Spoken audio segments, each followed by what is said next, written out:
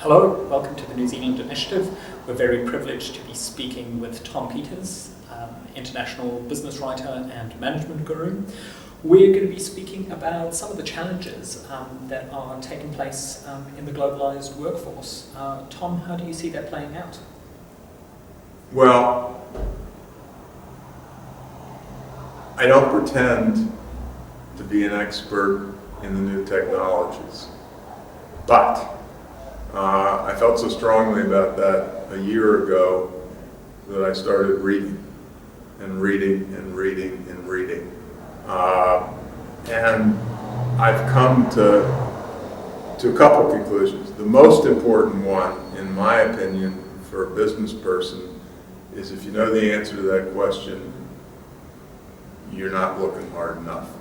You know, I was yesterday over at the Auckland Business School. I was with Darryl Cole, who's the professor of connectivity, and we were talking about this. And he's obviously it's what he does for a living, for heaven's sakes, and having this same discussion. And, you know, he's developed hypotheses that are a bit stronger than mine, but we had a bit of a kind of a confrontation. Is far too strong a word between Darryl and me on the one hand, and he who shall not be mentioned on the other hand, about this very issue. And I don't necessarily think that every Kiwi business person can be globalized and so on, but I'm not sure.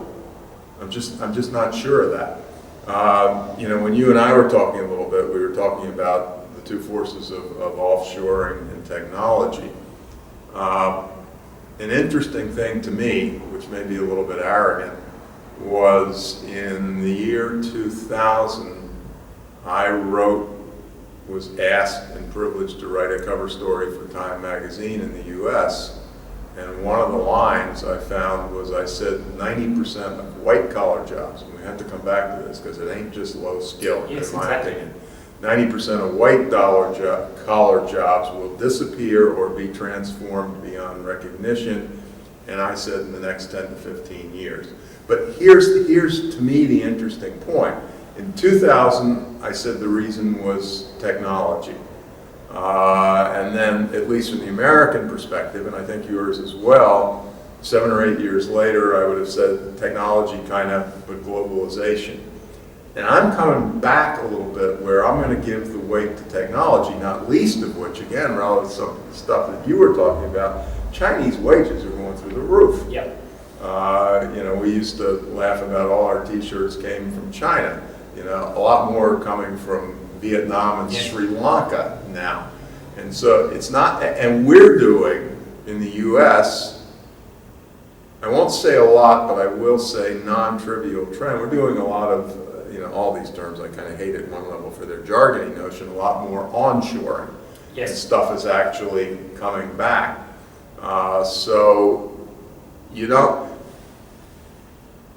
40 or 50 years ago in the United States, in areas like textile, but also chemicals, everybody moved out of the Northeast and everyone went to the South for cheap labor. Funny thing happened on the way to the, Yes. whatever. The labor in the South in 30 or 40 years came to parity fundamentally. Cost of living's a little lower, so you Yes. can go on that. But I don't think the Chinese are going to price themselves out of the market. And they're going nuts over investments in universities and research and development, and I don't think it's quite as innovative as yours and mine because the society is still a lot more hierarchical. But 20 years from now, I don't think they're going to win the battle on cheap labor. Yes. And so that, which is not to say, which gets back to baby formula and everything like that, that you can't have 5 good years or 7 good years or what have you, but you look 15 years ahead, and I'm willing to say kind of, sort of, no way on that one. But I do think, and my dad's office was IBM, I think in the late 60s, and undoubtedly a few people in the back office probably lost their jobs. My favorite book of recent times is something called The Second Machine Age by a couple of MIT professors. And they're saying, which I think is not untrue, we're going after the $150,000 jobs now. We're going after lawyer jobs. Yes. We're going after, there's still a level of sophistication, and I think you can work your backside off and beat the rap. But the standard engineering job of maybe or maybe not 2014, but let's say 2005 or 2006. I mean, I spoke one time, there's a lot of lawyers in the United States. You're not without them. There are blocks long of lawyers in Nelson even. But I remember speaking to some group of 300 or 400 law persons or lawyers, and I kind of was shocked by the line. That, what they asked me to say was, they said, law services are becoming a commodity. And I said, excuse me, Yes. I live on a sheep farm. I understand from the American perspective in particular, we have to give our bloody, Yes. wool away at this point in time. But law practice, Yeah. and it was a pretty fair assertion. Well, it's happening on Wall Street. We've seen algorithmic trading platforms do a lot of the roles of traders. And, Absolutely. And as computers have come Well, in. there's a quote I'm using tonight from somebody who wrote a book called Robot Futures, I believe, and it said Wall Street has fundamentally become a war Yes. of robots. And we can have, from MIT or Harvard to the top of the classes in the best universities here, we can have a handful of algorithmic. I spoke to a Davos-y kind of thing, though it was not what it was, in Seoul about 2 or 3 years ago, and it wasn't unlike today in the sense that most of the people were, former trade ministers, former finance ministers, former PMs. Mike Moore was one of the speakers at this thing, and they were doing what they ought to do, which was to talk about the European debt crisis and so on. I said, look, I'm just a guy who worries about organizations, and I said, I have a question for you all. I said, there's 7 billion people in the world, and I have no idea what the number is, but that means 4.5 or 5 billion are working people. May I ask you a question? What in the hell are they going to do for a living 20 years from now? And I said, I've got a clear answer. Nobody has a clue. Yeah. But, they're saying that an awful lot of the Arab Spring, for example, comes less from an instinct for democracy and more from unemployed boys age 25. And we saw the same thing in the UK last year. And worries me in the United States. Well-educated. Well-educated. Yes, there were, a lot of those people Absolutely. who participated in that had high school and university education, Absolutely. had no economic outcome from that. Yeah, and we're seeing. Yeah. But there's a cool thing, and it really plays into the Kiwi strength. My youngest stepson is 27, and he's working in Brooklyn, New York, which is one of the hot places like Silicon Valley. Not just compared to my age, because I'm elderly, but compared to the age of the 50-year-olds, nobody in the United States thinks they're going to have a career at the same company. Yes. And the notion that what we would have called flitting from job to job is now the way you run your life. And maybe it's a problem a little bit more than you all in terms of social services, because our safety net is not all that strong. But we know, as one person wrote a few years ago, life is, to use what may or may not be a Kiwi term, a series of gigs. Yes. It's one project for X, and then it's another project which hopefully is better if you did a good job of cultivating people on the last one, but it ain't a career.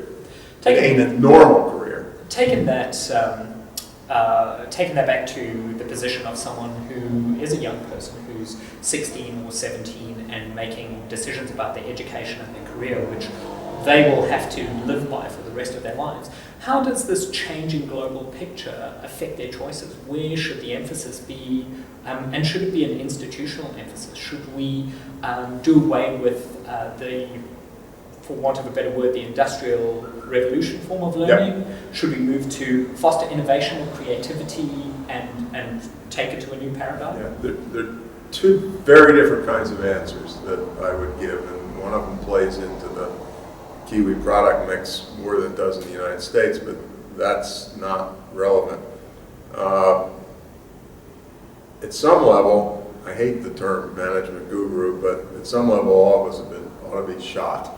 And part of the reason is, if you look at what we write, and Porter may be more of a sinner than some of the rest of us, we forget the 80% of the people who do not work for Fortune 500 companies. Yes. And who work in small businesses and work at a small chemist shop or what have you. And we can have a debate which goes way beyond the parameters of our discussion here about what their life is going to be about. But it was like a few years ago, I wrote a book called Brand You, and it was focused on people like you. And I had a morning television appearance, and it was, well, can people like you from normal backgrounds learn to be entrepreneurial? So I live in a rural, I live near Takaka in New Zealand, and that's a metropolis compared to where I live in the United States. And we had been doing a little renovation on our farm, and I thought, you complete idiot. We've got an electrician working in the house who has, particularly with the American social net, job security is 0. He's in his mid-50s. He's as good as showing up on time, smiling so the client doesn't get angry, and reading a few books. And from people who shoe horses to people who shear sheep to plumbers to what have you. So the entrepreneur, the micro-lending guy, Muhammad Yunus, wrote a while back, we are all entrepreneurs. 100 years ago, you more than us, your share of agricultural people was higher than ours, but ours was already going through the floors. He put it, everybody was an entrepreneur. Yes. And so, at that level, we don't all have to graduate from MIT. But back to the second half of the question, there's a kind of an interesting little thing. The Americans and a lot of people in the world are focused on, our technology grade's really stinking. So we have this term that may or may not cross the Pacific called STEM. And STEM is science, technology, engineering, and mathematics. Well, a guy at a place called Rhode Island School of Design, I think he was the one, said, forget STEM, let's do STEAM. And STEAM is science, technology, engineering, the arts, and mathematics. And I love it because, to go back to an earlier conversation, if the algorithmic stuff is going to drive out a lot of jobs, I won't say artistic, but the first time I ever seriously came here, as opposed to a couple of more plain vanilla gigs, was in 2005 to attend something called Better by Design. Yes. And it was how we sex up Kiwi business, and the same thing. And there was a magical moment, and it was, I don't remember the date, but I think it was July 2 years ago, which I love because we have commodity businesses too. And that was when the market capitalization of Apple passed ExxonMobil. Yes. And if that ain't an advertisement for design, I don't know what the hell is. I mean, the other thing, and I was talking yesterday at the University of Auckland Business School, we were talking about MOOCs. And I had this image, and they didn't disagree necessarily, that in my generation, I had 2 pieces of paper framed behind me. One was a Cornell engineering degree, and the other was a Stanford business degree. And I said, I see the wall now as having 100 framed things.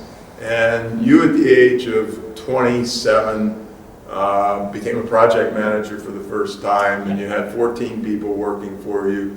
And so, online or live, you took a course in project management. Yes. And you put together your education that way. Drucker said long ago, maybe 15 or 20 years ago, continuing education will be the essence of education. And it's no longer, never was for smart people, but it's no longer the day you walk out the door is the day you get down to the real world. And it was fascinating. I was going to did give a little talk at the Rotman School of Business in Toronto, which is on everybody's top 20 global list these days. And Roger Martin, who was the dean, we were talking about it. He said, we're going to do a on-stage question and answer thing. I said, great. He said, we don't do lectures anymore. We use TEDx. And I'm not sure you can do the whole 9 yards with TEDx. But you can come damn close. And so I think it's an appetite for education. I'm going to beat people up tonight in big corporations because I don't think unfair. My Kiwi base is small, but I think I'm going to be right. My comment was CEOs see information technology expenditures as investments. They see training expenditures as costs. And that makes me sick at my stomach. Yes. You know, we got to have the technology the Silicon Valley got for 30 years. I'm not at all putting it in second place, but you know, get the balance, or I'm going to balance pro training. You know, my really brutal one-liner, I think, was a question I've got on a slide, and it says, I bet you, I called it bets, I bet you if you were the CEO of a pretty big Kiwi or American, maybe not German, they may be the exception, company, and we did a 45-minute tour de horizon interview about your company, I'll bet you that in those 45 minutes you never mentioned training. And I'm pretty damn sure that I'm taking the money home on that one. My experience in corporates is, I think you would. Yeah, I'm afraid. But in my analogy, you know, I was in the Navy for a few years, and I put it this way: 3-star generals run training in the Army, lower middle managers run the training department in business. Yeah, good point. And that, you know, again, I haven't got my Kiwi database, but if it's not you guys, it's every other country in the world except New Zealand. Tom, you make a very good point. Thank you very much for your time. My pleasure. Such a pleasure speaking to you. My pleasure. Thanks very much.